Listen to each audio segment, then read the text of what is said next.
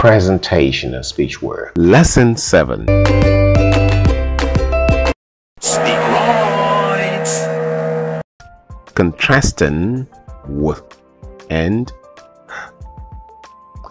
Today we'll talk about two consonants, w and h. Where is the sound of the letter W? The name of the letter is different from its sound. With a labiovelar approximant, they produce the sound through the lips, rounded. The tongue hum rises towards the velar while air escapes through the opening in the mouth. It's a forte sound. H is the sound of letter H. Like W, the sound of letter H and its name are unconnected. H is a glottal sound. This means that we produce the sound out of the glottis.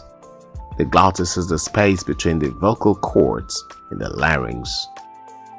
H is a linear sound. Listen as I make the sounds and repeat them.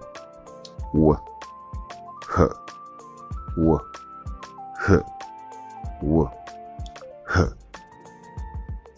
Let us look at a few contrasting word examples. Wall, hall, wheat, heat, worry, hurry, weep, heap, weary, hairy, whale, hail, well, hell.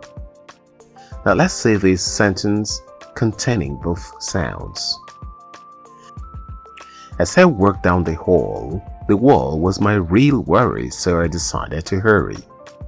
Can you spot the words with the w and her sounds in the sentence? I'm your speech coach, Chris Onkwacher. Thanks for being part of this learning experience. Own it, use it. Speak right.